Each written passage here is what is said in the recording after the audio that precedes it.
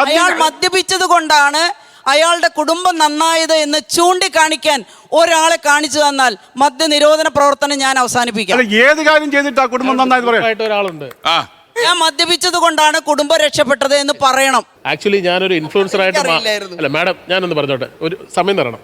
ഞാൻ ഇൻഫ്ലുവൻസറായിട്ട് മാറാൻ തന്നെ കാരണം, ഞാൻ പണ്ട് തമാശയ്ക്ക് സുഹൃത്തുക്കളുടെ വാട്സപ്പ് ഗ്രൂപ്പിലേക്ക് വെള്ളം അടിക്കുന്ന ഒരു വീഡിയോ തമാശയ്ക്ക് എടുത്തിട്ടതാണ്. ആരോ അത് ഫേസ്ബുക്കിൽ പോസ്റ്റ് ചെയ്തു. അടുത്ത ദിവസം ആകുമ്പോൾ 10-20 മില്യൺ വ്യൂസായിട്ട് ആ വീഡിയോ മാറുന്നു. അതിനുശേഷം വലിയ ബഹുരാഷ്ട്ര കുത്തക മദ്യ കമ്പനികൾ എന്നെ തേടി വരുന്നു. മുകേഷ്, നിങ്ങൾക്ക് മദ്യത്തിനെ പ്രൊമോട്ട് ചെയ്യാമോ?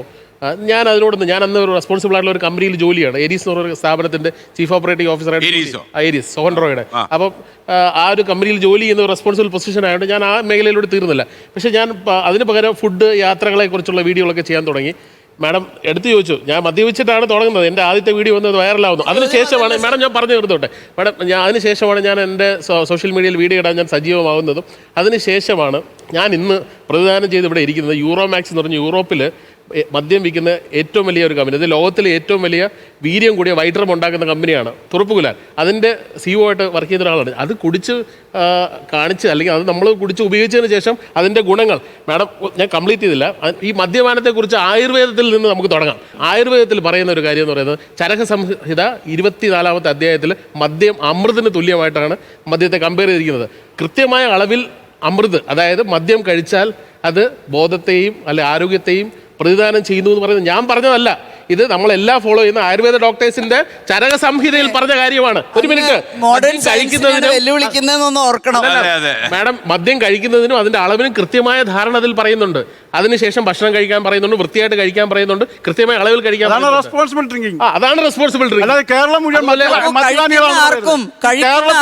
അതിന്റെ അളവ് നിയന്ത്രിക്കാനാവില്ല. മദ്യം എന്ന വാക്ക് ആവണം. മാഡത്തിനെ പോലുള്ളവർക്ക് പറ്റില്ല, എന്നെ പോലുള്ളവർക്ക് പറ്റും, എന്നെ പോലുള്ളവർക്ക് കൃത്യമായി പറ്റും. ഞാൻ അത് തെളിയിച്ച ആളാണ്. ഞാൻ അമിതമായി മദ്യപിച്ചിട്ട് പറയുന്നതിലൊരു കാര്യം പറഞ്ഞു കഴിഞ്ഞാൽ, മാഡം ചോദിച്ചിട്ടുണ്ട് കുടുംബത്തിൽ 1 രൂപയെങ്കിലും ഉണ്ടാക്കിയിട്ടുണ്ടോന്ന്. അതേ മദ്യം ഉപയോഗിച്ച് പുള്ളി അതുപോലെ തന്നെ ഇൻഫ്ലുവൻസ് ചെയ്തിട്ടാണ് അതിൽ നിന്നും 1 രൂപ വന്നിട്ടുള്ളത്. അത് വെച്ച് തന്നെയാണ്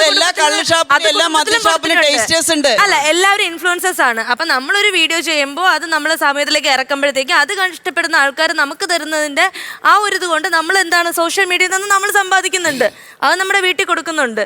അതിൽ നിന്ന് 1 രൂപയെങ്കിലും എന്റെ ചോദ്യം അതേയല്ല, നിങ്ങൾ ടേസ്റ്റേഴ്സോ അല്ലെങ്കിൽ അത് പ്രൊമോട്ട് ചെയ്യുന്നതിന്റെ ഭാഗമായിട്ടോ ചെയ്യുന്നോ എന്നല്ല ഞാൻ ചോദിച്ചത്. കുടിച്ച് രക്ഷപ്പെട്ടു കുടുംബം രക്ഷപ്പെട്ടത് കൊണ്ടല്ലേ പുള്ളി ഇങ്ങനെ ഇരിക്കുന്നത്. ആദ്യം ഉണ്ടാക്കിയ പേര് മിസ്റ്റർ മുകേഷ് കുടിച്ച് രക്ഷപ്പെട്ടല്ല, മറ്റുള്ളവർ കുടിച്ചോണ്ട് മറ്റുള്ളവർ കുടിച്ചോണ്ട് ഉറപ്പായും മുകേഷ് കുടിച്ച് രക്ഷപ്പെട്ടോന്നാ. അതാണ് മുകേഷ് കുടിച്ച് കാണിച്ചത് കൊണ്ടാണ് മറ്റുള്ളവരും കുടിക്കുന്നത്, മറ്റുള്ളവർ ആ വീഡിയോ. ലോകത്തെവിടെയായാലും ഏത് സമയത്തും 24 വാർത്തകളും ഓഗ്മെന്റഡ് റിയാലിറ്റി പാക്കേജുകളും എക്സ്പ്ലെയിനറുകളും വിശദമായി കാണാൻ ഞങ്ങളുടെ യൂട്യൂബ് ചാനൽ നിങ്ങൾക്ക് സബ്സ്ക്രൈബ് ചെയ്യാം.